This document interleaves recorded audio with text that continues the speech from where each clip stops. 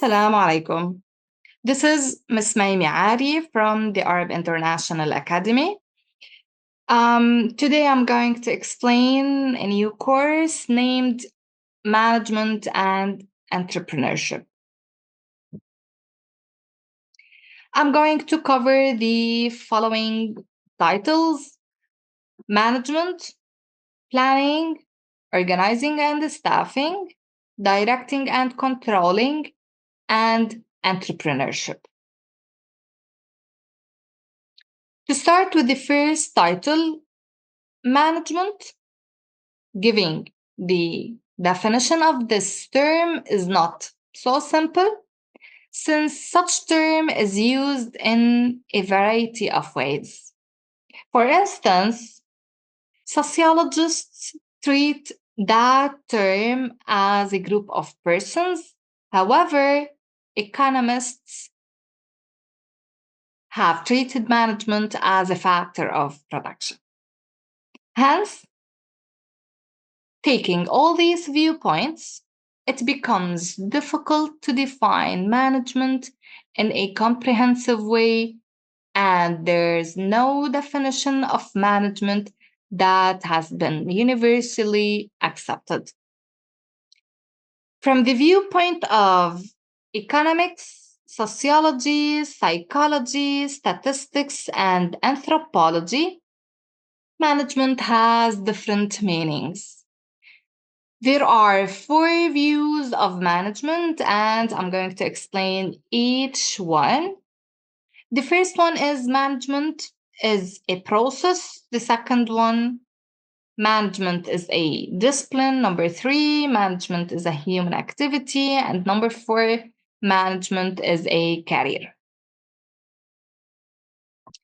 For the first one, management is a process.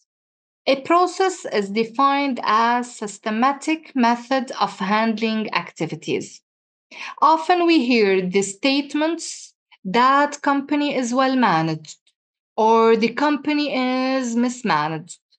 So these statements imply that management is some type of work or set of activities.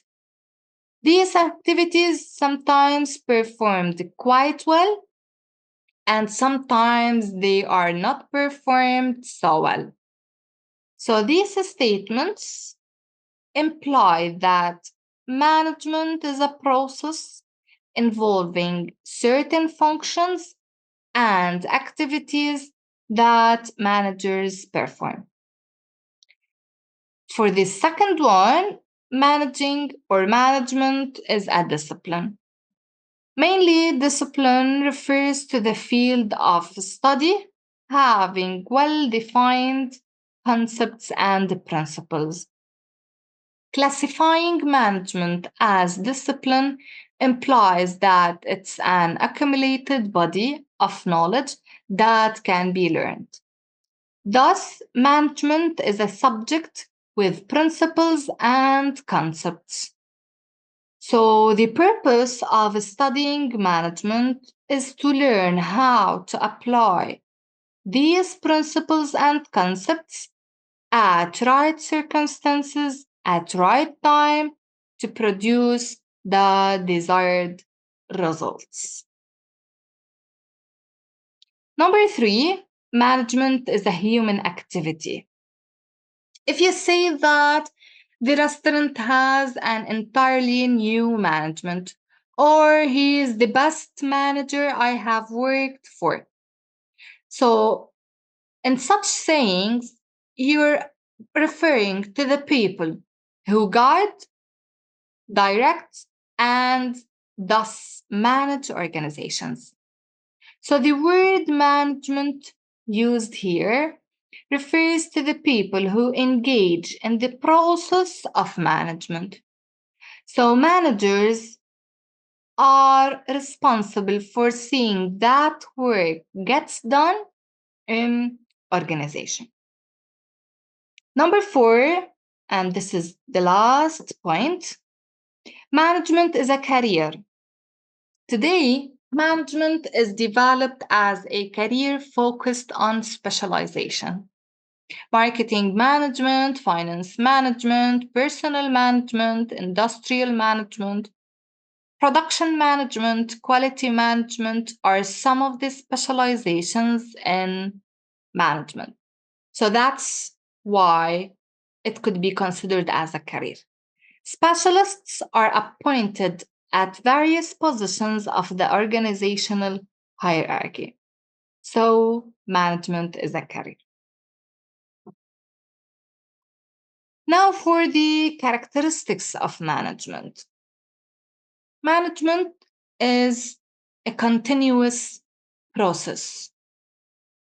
The process of management consists of planning, as we said, organizing, directing, and controlling the resources in order to ensure that the resources are used to the best advantages of the organization.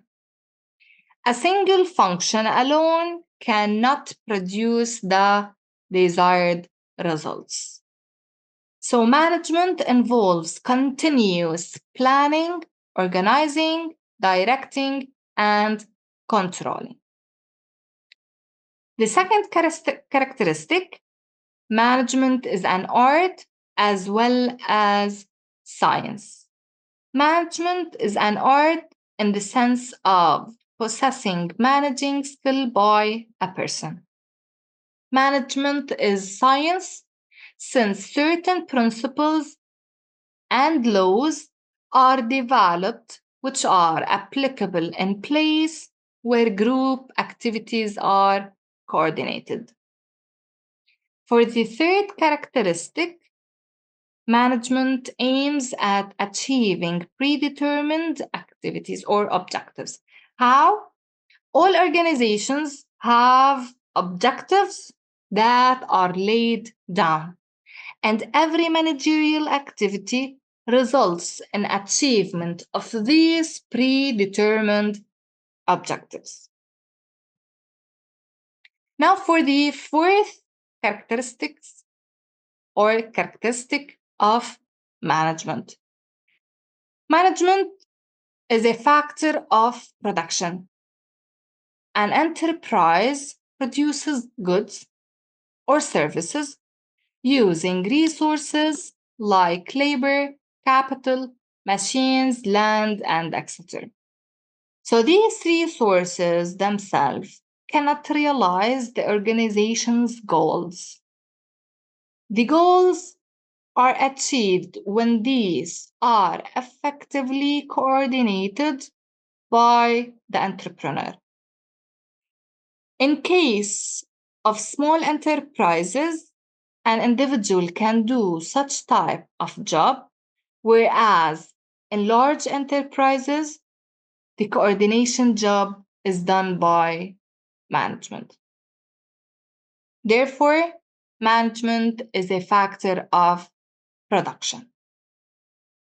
Now for the fifth characteristic, management is decision making. Decision making is selecting the best decision among alternative courses. It's an important function of a manager. Whatever a manager does, he does it by making decisions. So the success or failure of an organization depends upon the quality of the decision taken by the manager. So the manager himself must make a right decision at right time. Management is a universal application. The principles and concepts of management are applicable to every type of industry. So the practice of management is different from one organization to another, and this is according to their nature. Number 7, management is needed at all levels. The functions of management are common to all levels of organization. The functions of planning, organizing, directing, controlling, decision-making are performed by top level as well as lower or supervisory management level. Management also aims at maximum profit. The resources are properly utilized to maximize profit. So maximizing the profit is the economic function of a manager. Management is dynamic and it's not static. So over a period of time, new concepts and techniques are developed and adopted by management. So management is changed accordingly to the social change. Now, I'm going to explain in details the management functions or the process of management. A function is a group of similar activities. There is divergence of view on what functions are undertaken by managers in organizations. Some management experts classify these functions into 4 types, and others classify them into 5 types, and some others classify them as 7 types. In this course, we're going to cover the 5 types or the 5 functions of management. First of all, planning. Planning is the primary function of management. It's looking ahead and preparing for the future. It determines in advance what should be done. It's conscious determination of future course of action. So this involves determining why to take the action, what action, how to take action, when to take it. So it involves determining these questions. Planning involves determination of specific objectives, programs, setting policies, strategies, rules, and procedures, and preparing budgets. So planning is a function which is performed by managers at all levels, the 3 ones, the top level, middle level, and supervisory or lower level. So plans made by the top management for the organization as a whole may cover periods as long as 5 to 10 years. However, the plans made by the supervisory or the low-level managers cover much shorter period. Now for the second function of management, organizing. It's the distribution of work in group-wise or section-wise for effective performance. Once the managers have established objectives and developed plans to achieve them, they must design and develop a human organization that will be able to carry out those plans successfully. Organizing involves dividing work into convenient tasks or duties, grouping of such duties in the form of positions, grouping of various positions into departments and sections, assigning duties to individual positions, and delegating authority to each position so that the work is carried out as planned. Now for the third function, which is staffing. This function involves managing various positions of the organizational structure. It involves selecting and placing the right person at the right position. It includes identifying the gap between manpower required and available, identifying the sources from where people will be selected, selecting people, training them, fixing the financial compensation, and appraising them periodically. The success of any organization depends upon the successful performance of staffing function. Now for the fourth function, which is directing. Planning, organizing, and staffing that I discussed or explained, they are concerned with the preliminary work for the achievement of organizational objectives.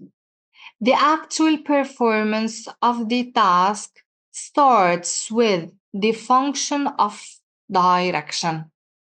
This function can be called by various names, namely leading, directing, activating, motivating, and so on. So this function involves three subfunctions. The first subfunction is communicating, the second subfunction is leading, and the third subfunction is motivating. For communicating, it's the process of passing the information from one person to another. For the second subfunction, it's a process by which a manager guides and influences the work of his subordinates, while for the third subfunction, which is motivating, it's arousing desire in the minds of working to give their best to the enterprise. For the fifth function of management, controlling. So planning, organizing, staffing, and directing are required to realize organizational objectives. To ensure that the achieved objectives conform to the pre-planned objectives, control function is necessary. Control is the process of checking to determine whether or not proper progress is being made toward the objectives and goals, and acting if necessary in order to correct any deviations happened in the organization. And this function involves three elements. Number one, establishing standards of performance. Number two, measuring current performance and comparing it against the established standard. And number three, taking action to correct any performance that does not meet those standards. Now for the functional areas of management. We have to know that there's a difference between management functions and the organizational functions. But as we all know, the management process involves several functions. And as I said, a distinction should be maintained between the management functions that include planning, organizing, staffing, directing, and controlling, the functions that I explained before, and the organizational functions, which are production, finance, marketing, personnel, and etc. So the organizational functions differ from organization to organization, and this depends upon the nature However, management functions are common to all organizations. So a manager may be put either in production or finance or marketing, so he performs all the managerial functions. These organizations' functions are called functional areas of management. So you can say organization functions or functional areas of management. There are 4 functional areas of management, namely production, finance, marketing, and personnel. And each function or each functional area may have a number of sub-activities. And now I'm going to explain each of these 4 functional areas of management. To start with the production, this is generally put under production manager, and he is responsible for all production related activities. This area has a number of activities. Few of them are given below: purchasing, materials management, research, and development. For purchasing, it's related with the purchase of various materials required by the organization. It involves procuring right quantity of materials at the right quality, at the right time, at the right price, from the right supplier. For the material management, this involves the storing of materials, issue of materials to various departments. And for research and development, it deals with improving the existing products and process and developing new products and process. Now for the second one, which is marketing.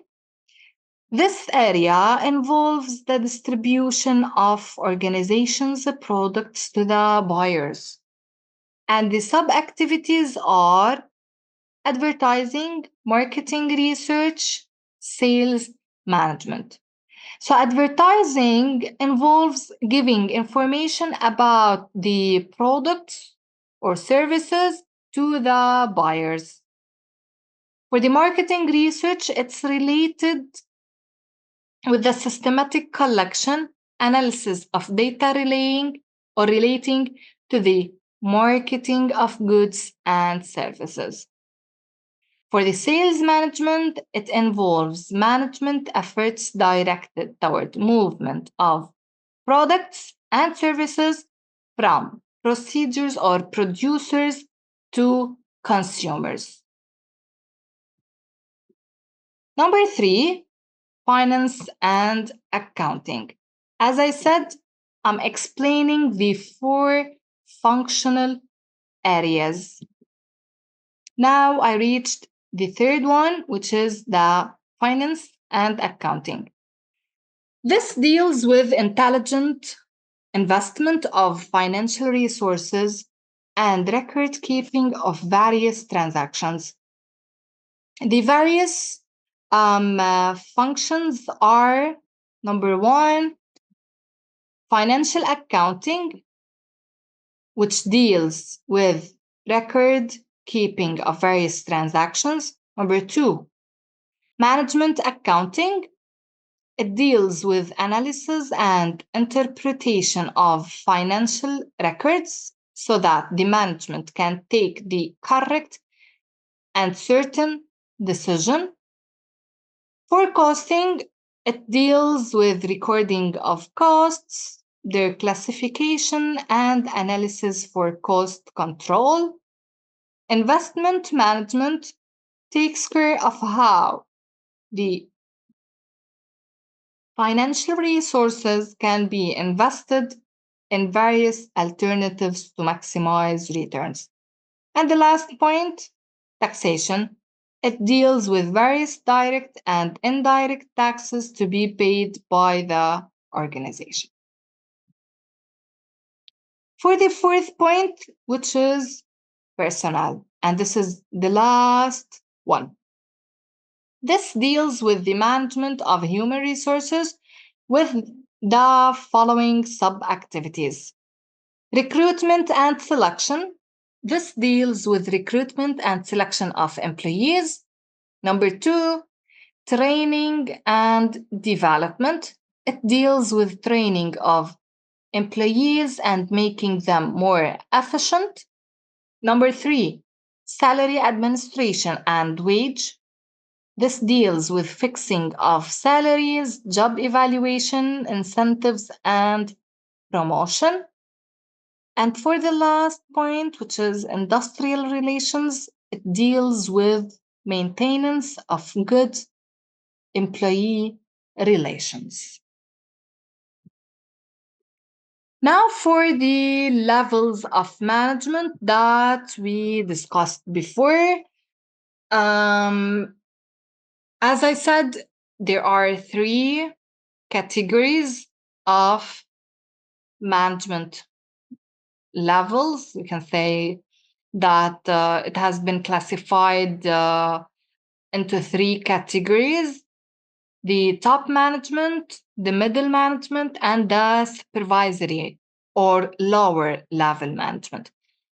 So, people in an organization are arranged in an hierarchy, and they all have the relationship of superior subordinates. Every manager in an organization performs all five management functions that I covered in this course. The relative importance of these functions varies along the managerial levels. There may be as many levels in the organization as the number of superiors in a line of a command. Some of these levels are merged into one on the basis of nature of functions performed and the authority enjoyed. Now, for the top management of an organization, it consists of board of directors, a chairman, and the chief executive officer. This level determines goals and objectives. It performs overall planning, organizing, staffing, directing, and controlling. It integrates organization and or with the environment, balances the interest groups, and it's responsible for the overall results. For the middle management, this level stands between the top management and the supervisory or the lower management. It establishes programs for department and carries out functions for achieving specific goals.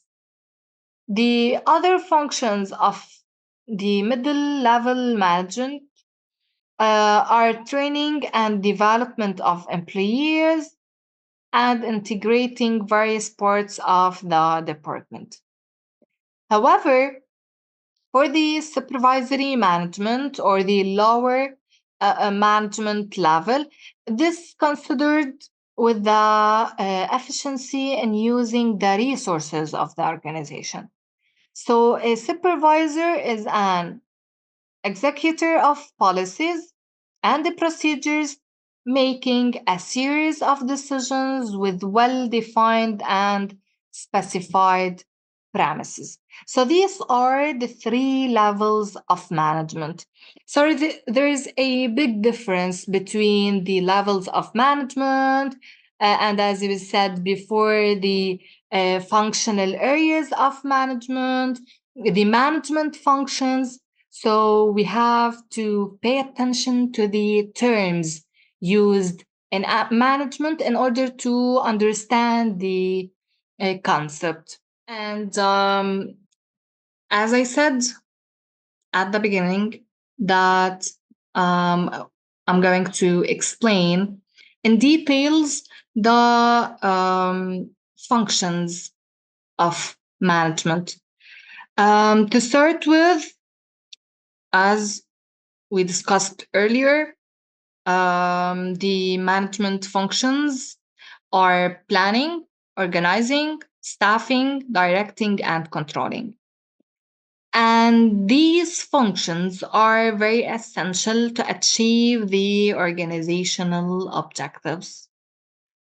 And if such objectives are not set, then there's nothing to organize, direct, and control. So an organization has to specify what it has to achieve. So planning, which is the first management function that I'm going to explain now, is an attempt to anticipate the future in order to achieve better performance. And plans derive the following benefits. Number one, planning focuses managers or helps managers to think ahead. It leads to development of performance standards, and it makes organization to be better prepared for any sudden development. To start with the types of planning. Planning can be classified on the basis of coverage of activities, importance of contents in planning, approach adopted in planning process, time dimension, and degree of formalization in planning process. Number one, type one is corporate and functional planning. The planning activities at the corporate level, which cover the entire organizational activities, are known as corporate planning. The focus in corporate planning is to determine long-term objectives as a whole and to generate plans to achieve these objectives, bearing in mind the probable changes in dynamic environment. This corporate planning is the basis for functional planning. Functional planning, which is derived from corporate planning, is undertaken for each major function of the organization, like production, finance, marketing, and etc. The ones that I discussed before. Since functional planning is derived out of corporate planning and therefore it should be or it should contribute to the corporate planning. For the second type, strategic and operational or tactical planning. Strategic planning sets future directions of the organization in which it wants to proceed in future. Strategic planning involves a time horizon of more than 1 year, and for most of the organization, it ranges between 3 and 5 years. Examples of strategic planning may be diversification of business into new lines, planned growth rate in sales, and etc. However, for the operational planning, it's known as tactical planning. On the other hand, it involves deciding the most effective use of resources already allocated to achieve the organizational objectives. It's different than the strategic planning. The time horizon in operational planning is less than 1 year. Operational planning is undertaken out of the strategic planning.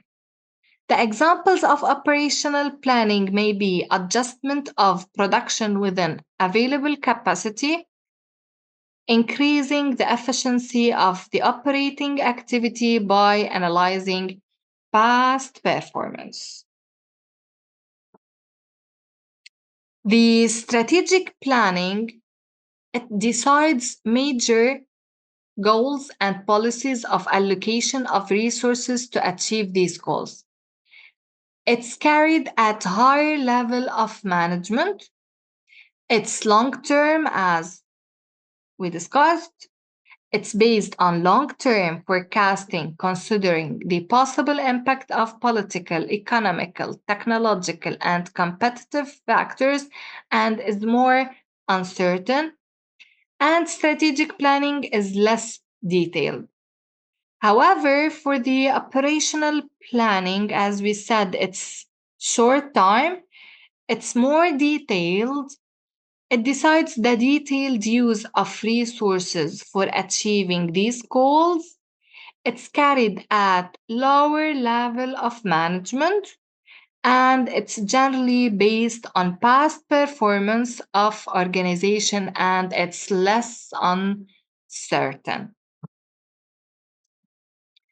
Number 3, this is the third type of planning, long and short-term planning. The long-term planning is strategic in nature and involves more than 1 year period and can extend to 15 to 20 years or so. However, for short-term planning, it usually covers 1 year. Short-term plans are made with reference to long-term plans because short-term plans contribute to long-term ones. Now for the fourth type of planning, which is proactive and reactive planning. So planning is an open system approach, and hence it's affected by environmental factors which keep on changing continuously. The organization's response to these changes differs. Based on these responses, planning may be proactive and reactive. Proactive planning involves designing suitable courses of action in anticipation of likely changes of environment. Managers adopting the proactive changes do not wait for environment to change, but they take action in advance of environmental changes. For this, continuous scanning of environment is very necessary in this case. However, in reactive planning, response comes after environmental changes take place. So it's different than proactive planning, and it's the opposite. By the time organization responds to change in environment, there may be further change in environment. Hence, this type of planning is suitable in the environment which is fairly stable over a long period of time.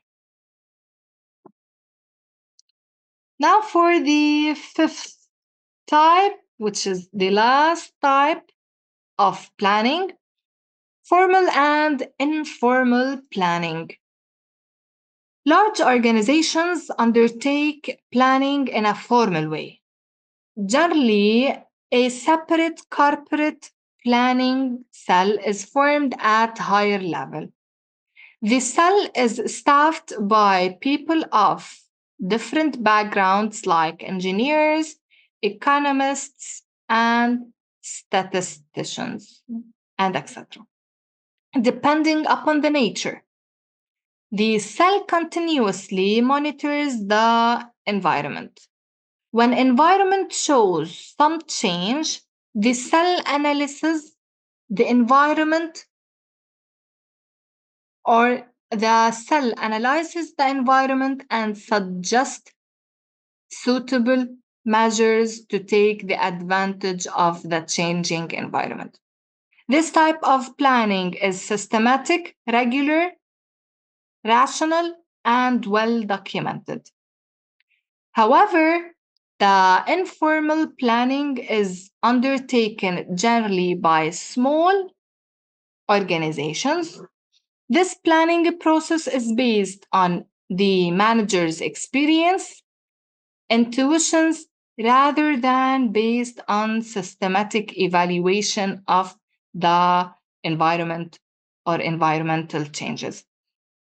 This planning process is part of the manager's regular activity and is suitable for small organizations. Now, for the steps of or in planning.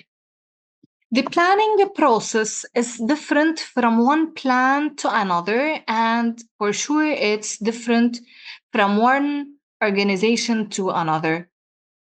The steps generally involved in planning are as follows. Number one, establishing goals or objectives. Number two, establishing planning premises. Number three, deciding the planning period. Number four, identification of alternatives. Number five, evaluation and selection of alternative. Number six, developing derivative or supportive plans. And number seven, measuring and controlling the process.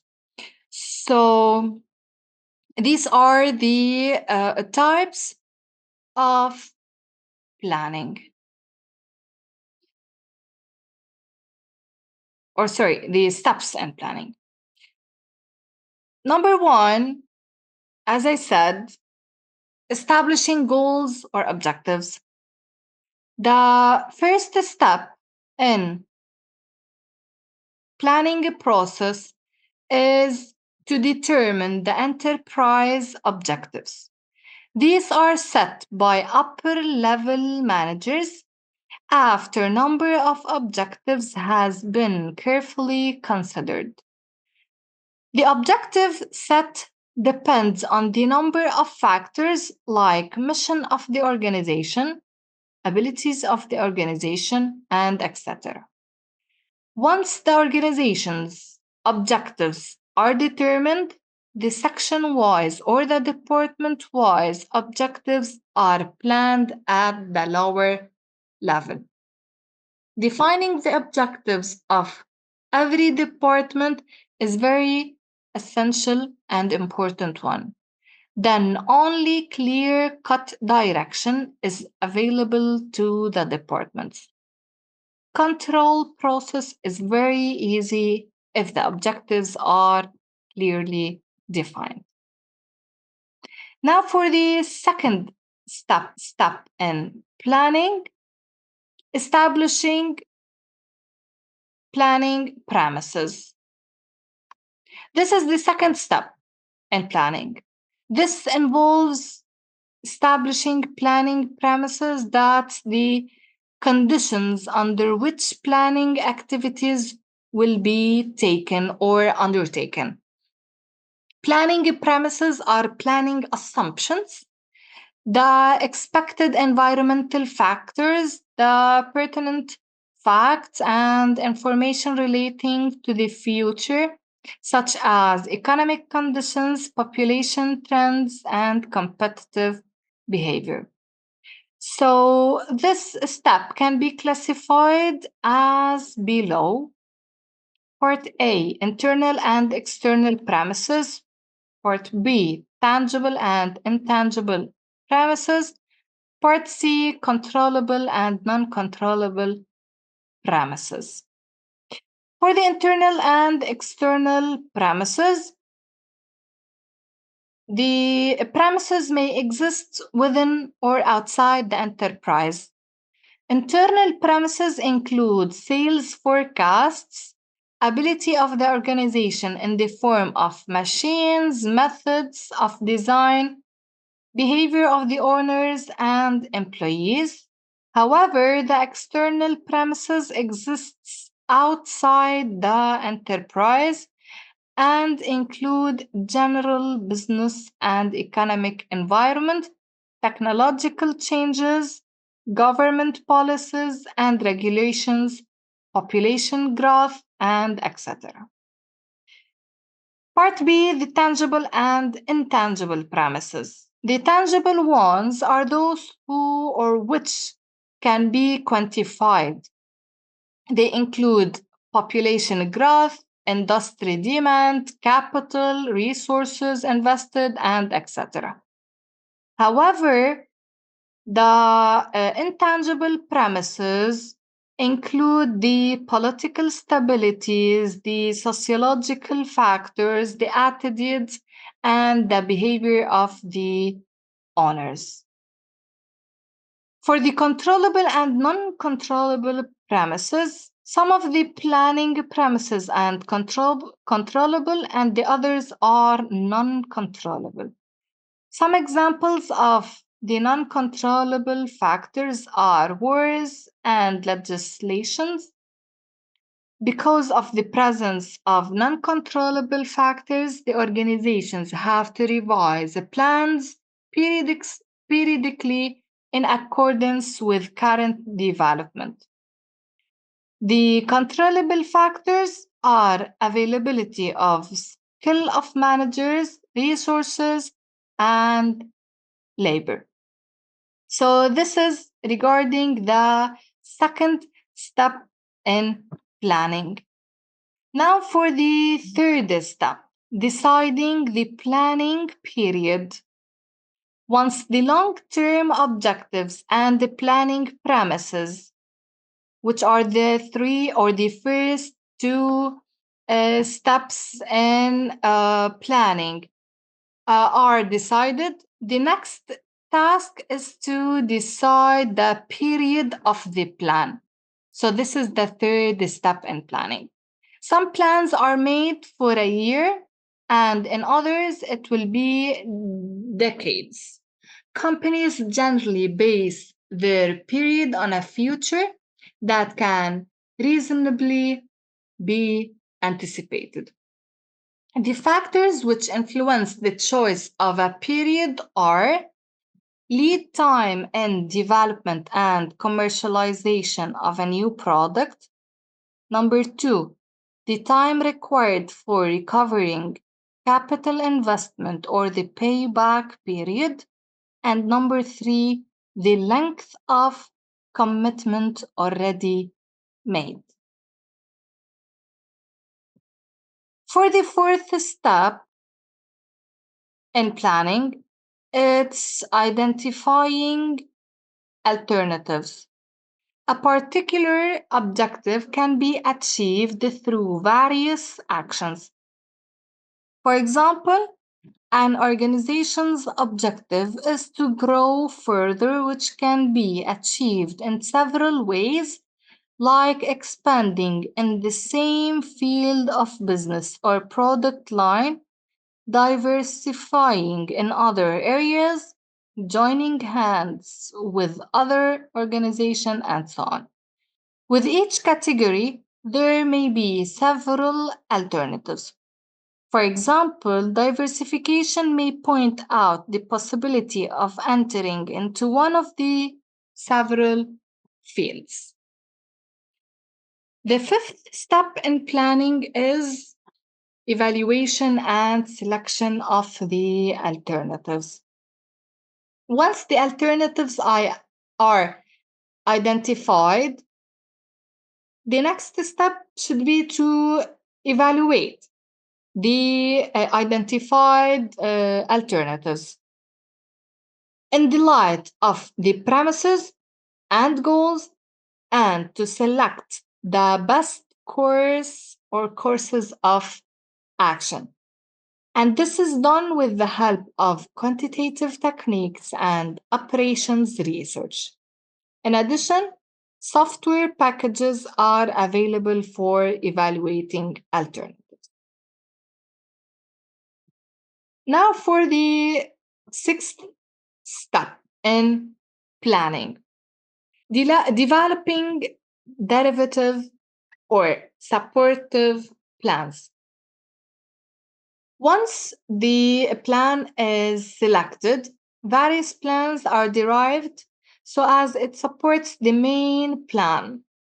The derivative may be planning for buying equipment, buying raw materials, and etc.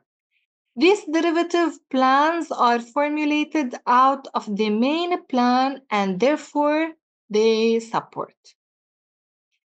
Now, for the last step in planning, which is measuring and controlling the process. One should not allow plan to run on its own without monitoring its progress. So the managers should or must check the progress of the plans that are put so that remedial actions can be taken to make plan work or change the plan if it's unrealistic. Hence, process of controlling is a part of any plan. So here are 7 steps in planning. And now for the second and third functions of management, organizing and staffing. Organization is the foundation upon which the whole organization is built. Without efficient organization, no management can perform its function smoothly. Sound organization contributes greatly to the continuity and success of organization. A poor organization structure makes good performance impossible no matter how good the individuals are. Organization is viewed as a group of people contributing their efforts towards a certain goal. The concept of organizing began at the early stages of human civilization when 2 or more persons began to cooperate and combine together for fulfilling the basic needs of food, shelter, clothing, and protection of life. Organization begins when people combine the efforts for some common purpose and goal. Organization is one of the basic functions of management too. It involves determination and the provision of various resources for the achievement of predetermined goal. Thus, organization is defined as a process of integrating and coordinating the efforts of human, financial, and other resources for the accomplishment of certain objectives. Like planning, organizing is also applied in every aspect of management. For example, organization is necessary for planning, for development, and for formulation of plans and policies. Organization is also the process of establishing relationship among the members of the organization. The relationships are created in terms of authority and responsibility. So each person and individual in the organization is assigned a specific responsibility or duty to perform, and such individual is granted the corresponding authority to perform his duty. Now let's see or discuss the purpose of the organization, which is the second function of management. Organization means a form of human association for the attainment of common objectives.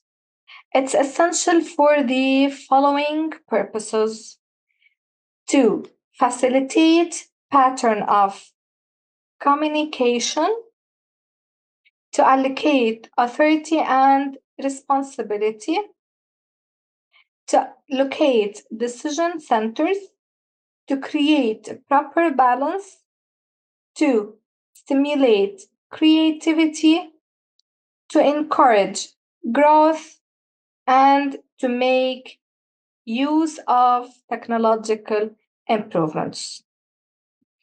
It's very essential to facilitate the pattern of the communication. Since organization structure provides pattern of communication and coordination, by grouping the activities and people, the structure facilitates communication between people centered on their job activities. People who have joint problem often need to share information in order to solve that problem. Then, as we said, it's also essential to allocate authority and responsibility. Since organization structure allocates authority and responsibility, it specifies who is to direct whom and who is accountable for what results. The structure helps the organization members to know what his role is and how it relates to others' role. It's also essential to locate decision centers. The organization structure determines the location of decision making in the organization. For instance, a departmental store may leave pricing decision to the lower level manager, while an oil refinery pricing decision is at top level. So, organization is very essential to locate the decision centers. It's also important to create a proper balance, since it creates the proper balance and the emphasis of activities. Those more critical to the enterprise's success might be placed higher in the organization. For example, R&D in pharmaceutical company might be singled out for reporting to the managing director. Activity of comparable importance might be placed at the lower level. Number 5, to stimulate creativity. The sound organization stimulates independent creative thinking and initiative by providing well-defined areas of work with broad aptitude of development of new and improved ways of doing things. The organization is also essential and very important to encourage growth. It provides a framework within which an enterprise functions. If the organization structure is flexible, it will help in meeting the challenges and creating the opportunities for a growth. Also, the organization is very important to make use of technological improvements. A sound organization structure which is adaptable to changes can make the best possible use of latest technology. It can modify the existing pattern of authority responsibility relationships in the wake of technological improvements. Now for the steps in organizing. So as we have, or as we said before, there are steps in planning, there are also steps in organizing. While organizing, a manager differentiates and integrates the activities of his organization. Since organization involves the following interrelated steps. Number one, consideration of objectives. Number two, identification and grouping of activities. Number three, assignment of duties. And number four, delegation of authority. So we have 4 steps in organizing. The first step in organizing is to know the objectives of the enterprise. Objectives determine the resources and the various activities which need to be performed and the type of organization which needs to be built for this purpose. Objectives also serve as guidelines for the management and workers. These objectives bring about unity of direction in the organization. The second step is identification and grouping of activities. If the members of the group are to pool their efforts effectively, there must be proper division of major activities. Each job should be properly classified and grouped. This will enable the people to know what's expected of them as members of the group, and this will help them in avoiding any duplication of efforts and wasting of time.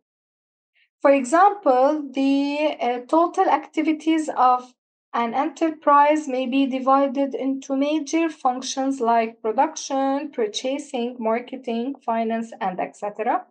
And such function is further subdivided into various jobs. For example, in production department, separate sections may be created for research, industrial engineering, and etc. The jobs then can be classified and grouped in order to ensure the effective implementation of other steps.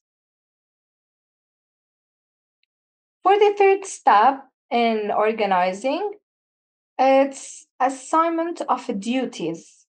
So after the second step, which is classifying and grouping the activities into various jobs,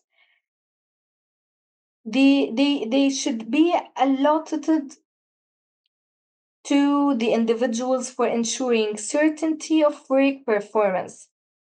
And each individual should be given a specific job. So there should be assignment of duties to each individual to do according to his ability and made responsible for that. And for the last step in organizing, it's delegation of authority. Authority without responsibility is very dangerous. And responsibility without authority is an empty vessel. So, corresponding to the responsibility, authority is delegated to the subordinates for enabling them to show work performance. Now for the third management function, which is staffing. Earlier, staffing was considered to be part of organization function of management, as we discussed earlier. It's now recognized as the part or is a separate management function. The reason for separating the staffing from organizing is to give proper emphasis to the actual meaning of managerial roles. So this is considered the third function of management. Today, the staffing function has assigned or assumed greater importance because of rapid advancement of technology, especially we're in the 21st century, increasing the size of the organization and complex behavior of the human beings nowadays. So the enterprise has to give due importance to human resource planning. That's why staffing is very important and is considered one of the functions of management. Now, for the nature and importance of staffing, it has assumed the greater significance, as we said, these days due to many and various factors. Staffing is also a pervasive function. Through separate department exist for this, yet every manager is engaged in performing the staffing function when they participate in selection, training, and evaluating their subordinates. The various reasons which have increased the significance of staffing functions are discussed below. Increasing size of organization. Number 2, advancement of technology. Number 3, long range needs of manpower. And number 4, recognition of human relations. To start with, advancement in science and technology has given rise to large scale companies employing thousands of employees. The performance of the company depends on the quality and the character of the people in the organization. And this has increased the importance of staffing. Number 2, in order to make use of latest technology, the appointment of the right type of persons is very necessary. Number 3, in some industries, labor turnover is high. The management is required to determine the manpower requirement well in advance. It has also to develop the existing personnel for future promotion, and the role of staffing has also increased because of shortage of good managerial talents. Number 4, the behavior of individuals has become very complicated, and hence a human aspect of organization has become very essential. Employees are to be motivated by financial and non-financial incentives. And right kind of atmosphere should also be created to contribute to the achievement of organizational objectives. So having a kind atmosphere is very essential nowadays in any organization, whether it's a big one or a small one. By performing this staffing function, management can show the significance it attaches to the manpower working in the enterprise. And now for the fourth and fifth functions of a management. Directing and controlling. Direction is a vital managerial function performed by every manager. Whenever decision is taken, it must be converted into action by proper implementation. Otherwise, it's of no use. Effective implementation of a decision is made possible by directions. Planning, organizing, and the staffing are concerned only with the preparation for work performance, and it's the direction which stimulates the organization and its staff to execute the plans. Hence, it's called management in action. Every manager gives direction to his subordinates as superior and receives directions as subordinate from his superior. Direction may be defined as a function of management which is related with instructing, guiding, and inspiring human factor in the organization to achieve organizational mission and objectives. The function of the direction involve two major activities: giving orders to employees and leading and motivating them. Now, for the principles of directing. While directing, a manager should understand the needs, motives, and attitudes of his subordinates. The following principles of directing may be useful to a manager: harmony of objectives, unity of direction or command, direct supervision, effective communication, and follow through. For the first principle, individuals and organizations have their own objectives. The management should coordinate the individual objectives with the organizational objectives, and directions can integrate their objectives with organizational objectives. Number two, an employee should receive orders and instructors or instructions only from one superior.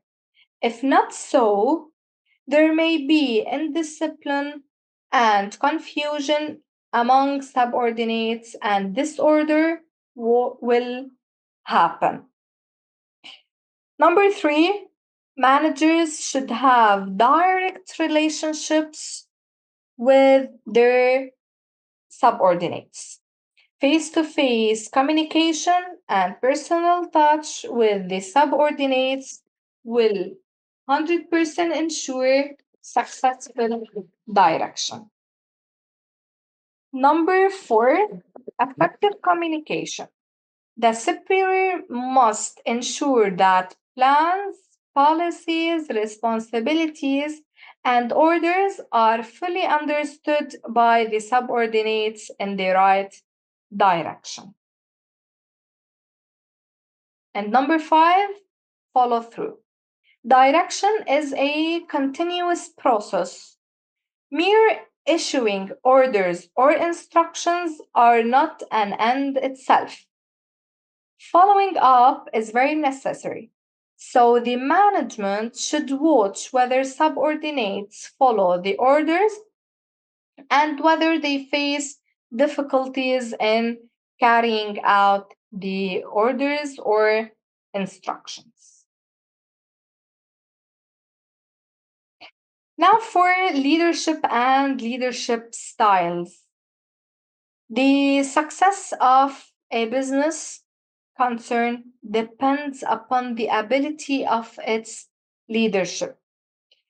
The leaders, while influencing the subordinates, perform the following functions: taking initiative, guide, representation, encouraging others, mediators or arbitrator, planner, and administrator of rewards and punishments.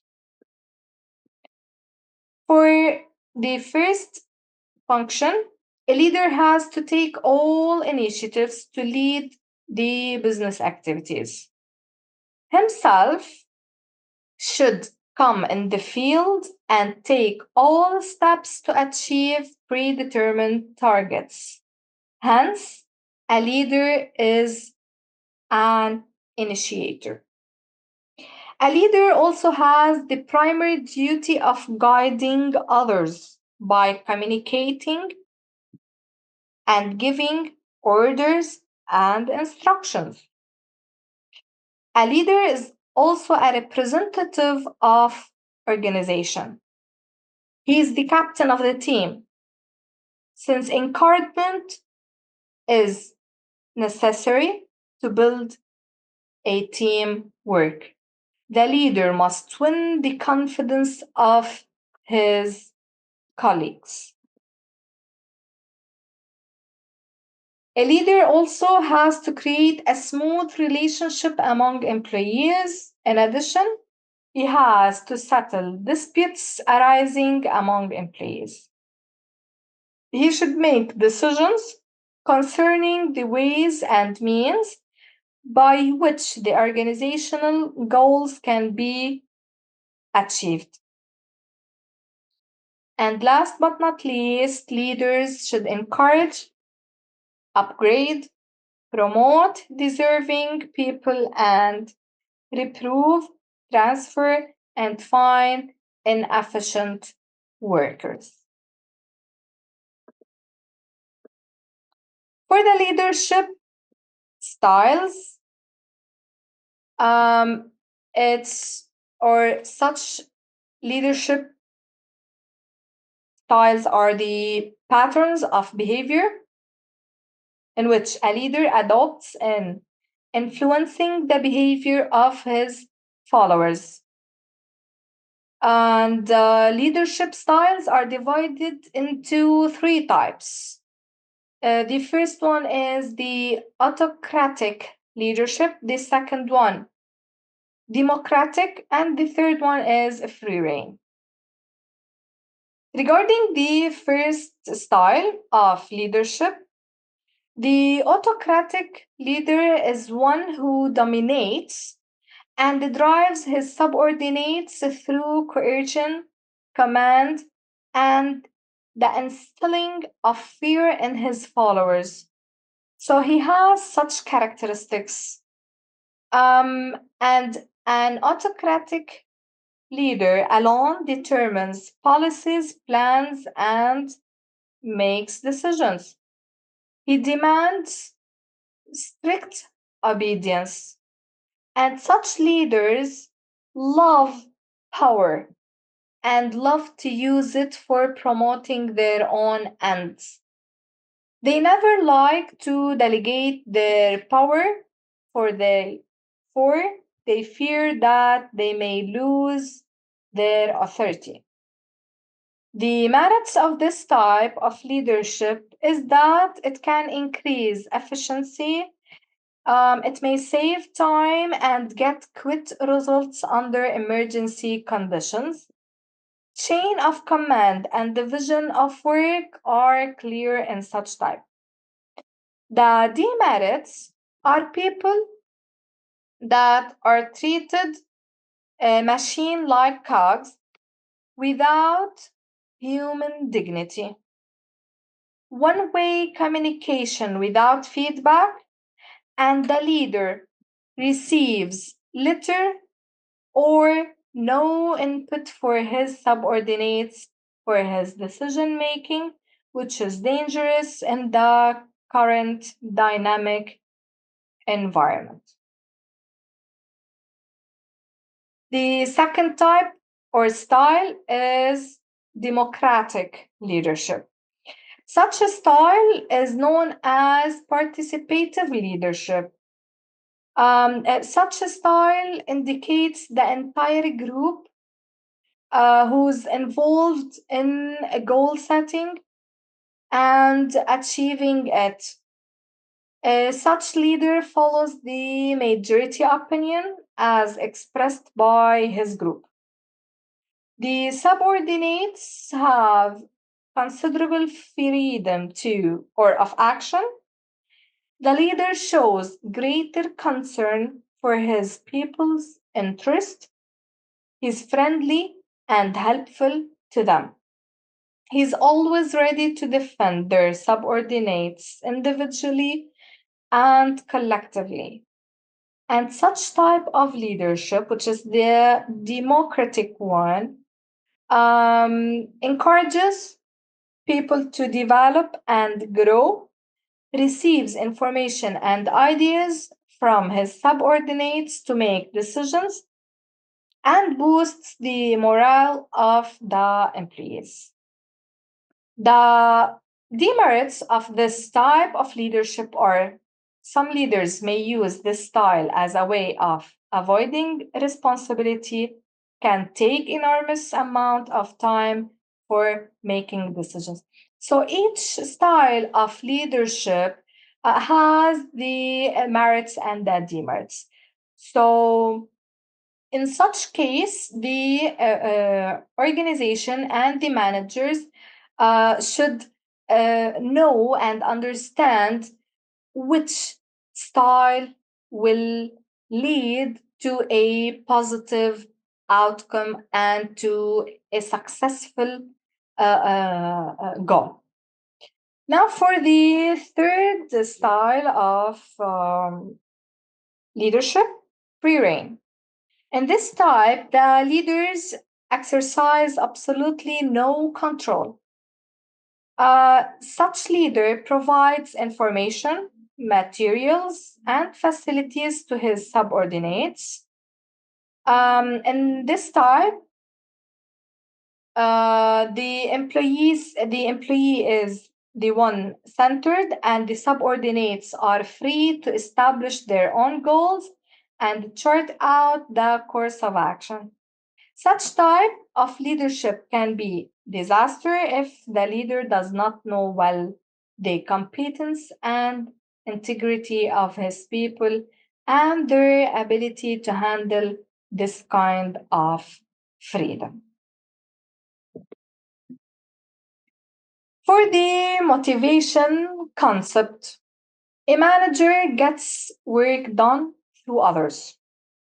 Getting the work done depends mainly on whether a person has been motivated to do this.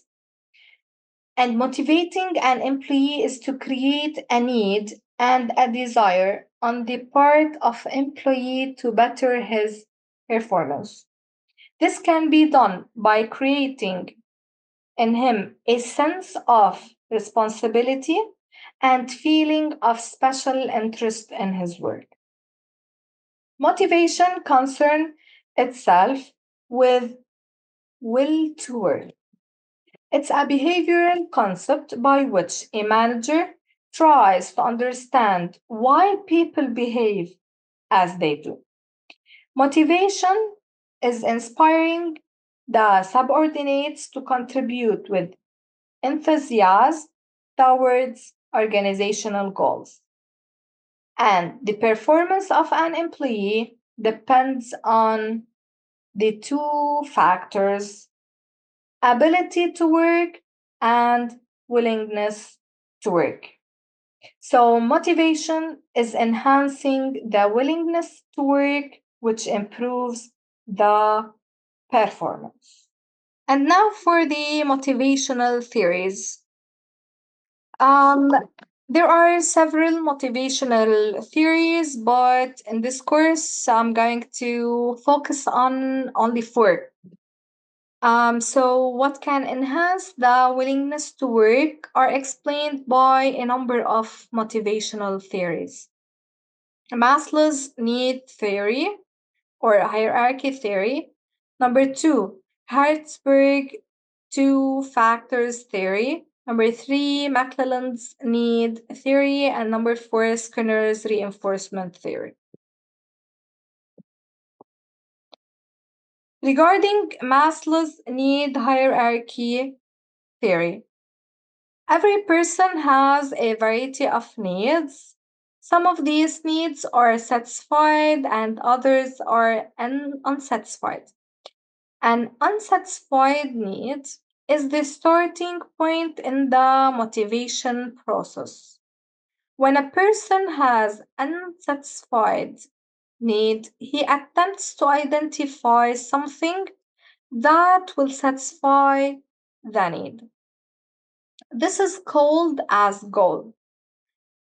Since once a goal has been identified, he takes action to reach that goal and thereby satisfy the need. So Maslow has identified 5 categories of need which are arranged in hierarchy. Number 1, physiological needs. Number 2, security or safety needs. Number 3, social needs. Number 4, esteem needs. And number 5, self actualization needs. For the physiological needs, these are the basic needs for sustaining human life itself, such as food, water, shelter, and sleep. Maslow took the position that until these needs are satisfied to the reasonable degree necessary to maintain life, other needs will not motivate people. Regarding the second category, people want to be free of physical danger and of the fear of losing job, property, or shelter. For the third category, since people are social beings, they need to belong and to be accepted by others. Number 4, once people begin to satisfy their needs to belonging, they tend to want to be held in self-esteem both by themselves and by others. This kind of need produces such satisfaction as power, prestige, and status. For the fifth category of Maslow's hierarchy theory, it's desire to become what one is capable of becoming to maximize one's potential and to accomplish something. So, according to Maslow, people attempt to satisfy their physical need first. As long as the needs are unsatisfied, they dominate behavior. As they become reasonably satisfied, they lose their motivational power, and the next level, security needs, become the dominant motivational force. This process continues up the need hierarchy. Now, regarding the Hertzberg's 2 factors theory. Hertzberg and his associates have proposed a 2 factors theory of motivation. In one group of needs are such things as company policy and administration, supervision, working conditions, interpersonal relations, salary, job security, and personal life. So these are called as dissatisfiers and not motivators.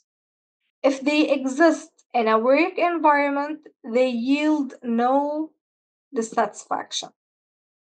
Their existence does not motivate, but their absence result dissatisfaction. So he called these factors as hygiene or maintenance factors. The second group he listed certain satisfiers and therefore motivators which are related to job content. They include recognition, achievement, advancement, and growth in the job and challenging work.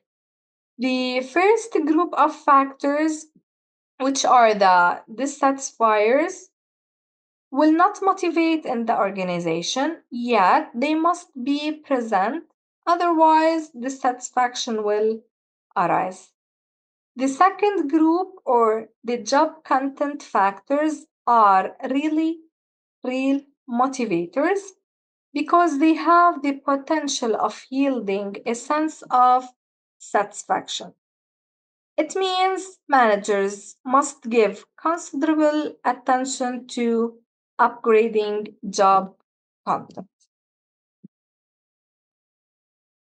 Now, for the third theory, which is McClelland's need theory.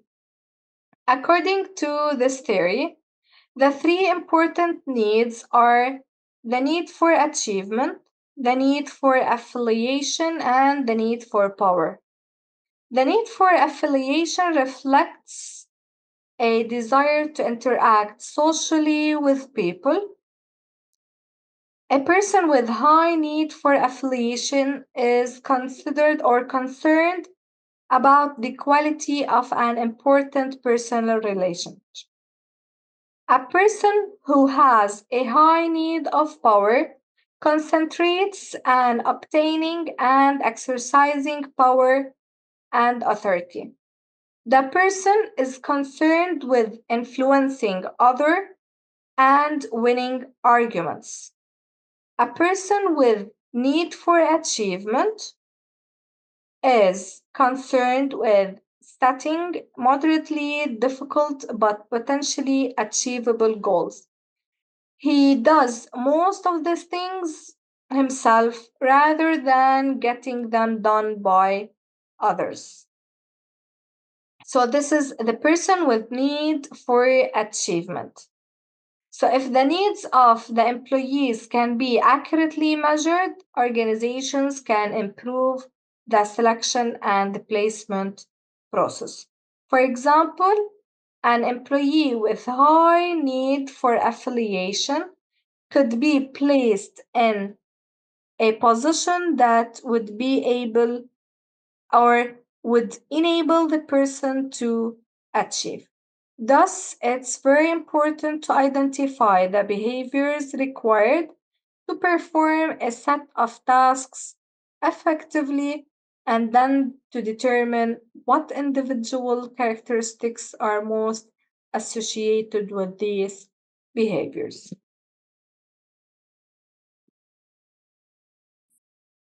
Now, regarding Skinner's reinforcement theory, he has developed another approach for motivation called as positive reinforcement or behavior modification theory.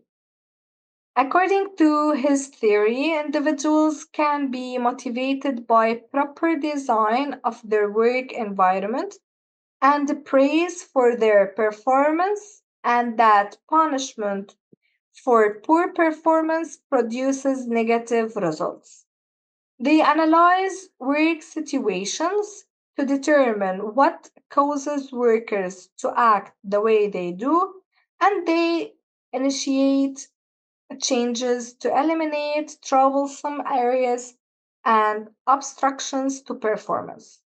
Specific goals are then set with workers' participation and assistance. Prompt and regular feedback is made available, and performance improvements are rewarded with recognition and praise.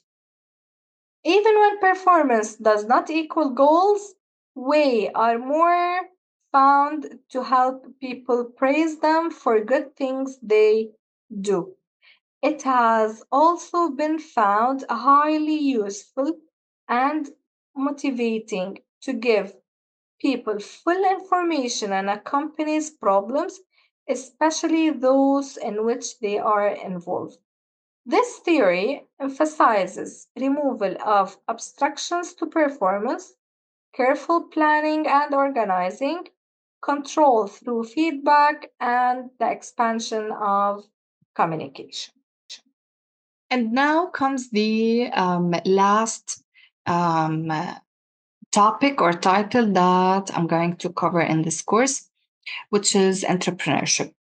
Entrepreneurship is when an individual who has an idea acts on that idea, usually to disrupt the current market with a new product or service. Entrepreneurship usually starts as a small business, but the long term vision is much greater to seek high profits and capture market share with an innovative new idea. For the characteristics of an entrepreneur, the entrepreneur is a person of telescopic faculty, drive, and talent who perceives business opportunities and promptly seizes them for exploitation. Entrepreneur needs to possess competences to perform entrepreneur activities. Um, First, the entrepreneur does things before asked for or forced to.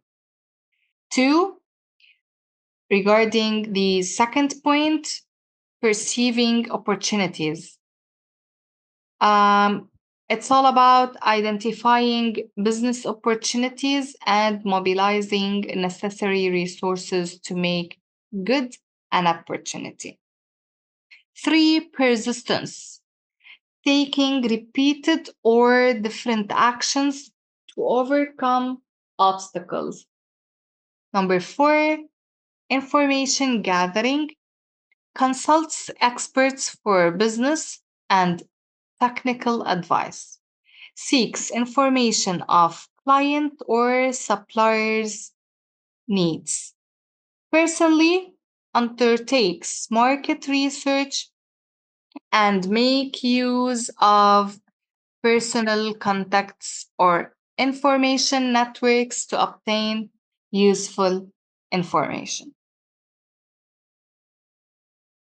Number five, planning. Various interrelated jobs are synchronized according to plan. Number six, problem solving. Conceives new ideas and finds innovative solutions. Number seven, making decisions on his own as an entrepreneur and sticks to it in spite of initial setbacks. Number eight, experience. Possesses technical expertise in areas of business, marketing, finance, and etc. Number nine, self critical. You should be aware of personal limitations, but tries to improve upon by learning from the past mistakes or experiences of others and is never complacent with success. Number 10, monitoring. Develops a reporting system to ensure that work is completed and quality norms. Number 11, credibility. Demonstrates honesty in dealing with employees, suppliers, and consumers or customers, even if it means a loss of business. Number 12, concern for employee welfare. expresses concern for employees by responding promptly to their grievances. Number 13, impersonal relationship. Places long-term goodwill over short-term gain in a business relationship. 14, expansion of capital base. Reinvests a greater portion of profits in order to expand capital of the firm.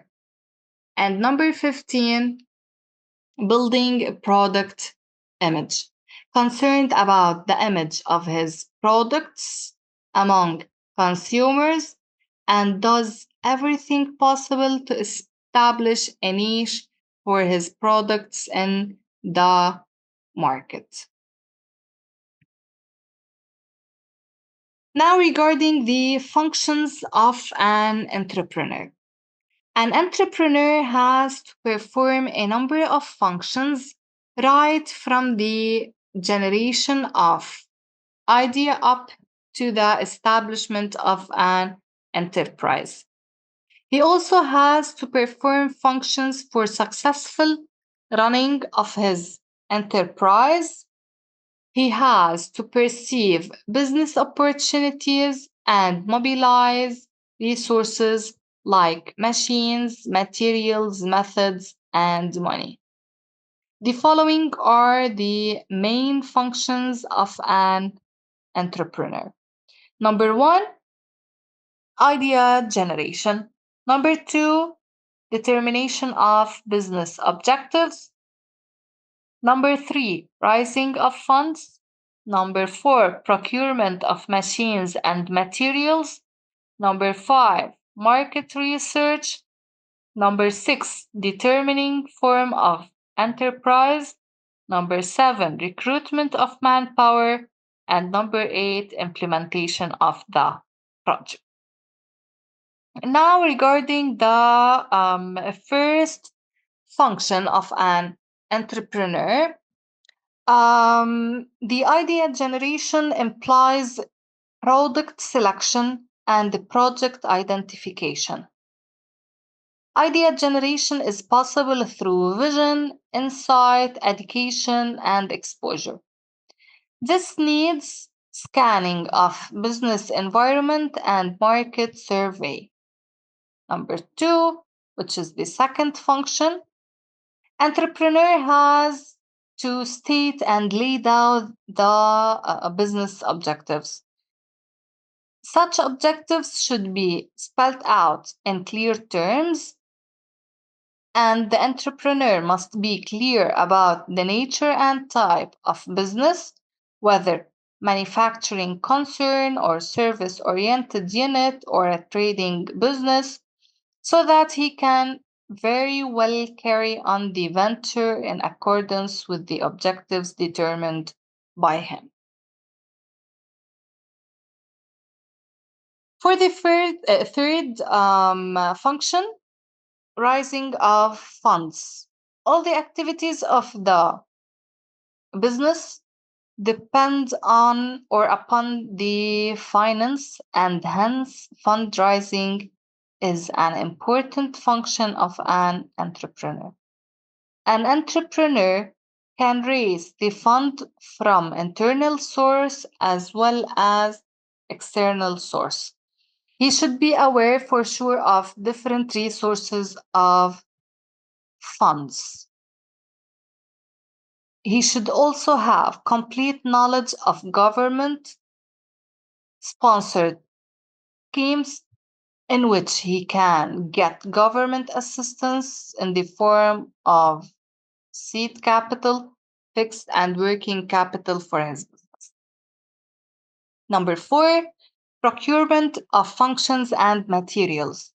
Another important function of an entrepreneur is to procure raw materials and machines.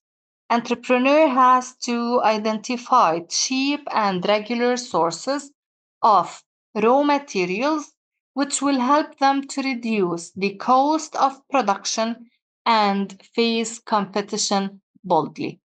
While procurement or procuring machineries, he should specify the technical details and the capacity. He should consider the warranty, after sales service facilities before procuring machineries. Number 5, market research. It's the systematic collection of data regarding the product in which the entrepreneur wants to manufacture. Entrepreneur has to undertake market research persistently to know the details of the intending product, the demand for this product, the size of customers or market, the supply of the product, competition, the price of the product, and many more. Number 6, determining form of enterprise. Entrepreneur has to determine form of enterprise depending upon the nature of the product, volume of investment, and etc. The forms of ownership are sole proprietorship, a partnership, joint stock company, cooperative society, and etc. Determination of ownership right is essential on the part of the entrepreneur to acquire legal title to assets. So, the forms of ownership are sole proprietorship, partnership, joint stock company, cooperative society, and many more. Number 7, recruitment of manpower. To carry out this function, an entrepreneur has to perform the following activities: estimating manpower requirement for short term and long term, laying down the selection procedure, designing scheme of compensation, laying down the service rules, and designing mechanism for training and development. Number 8, implementation of the project. Entrepreneur has to develop schedule and action plan for the implementation of the project. The project must be implemented in a time-bound manner. All the activities from the conception stage to the commissioning stage are to be accomplished by him in accordance with the implementation schedule to avoid time overrun and cost. He has to organize various resources and coordinate various activities, and this implementation of the product is an important function of an entrepreneur. Types of entrepreneur. Today, various types of entrepreneurs are found engaged in different types of activities, not only in industrial activities, but also in agriculture and commercial activities.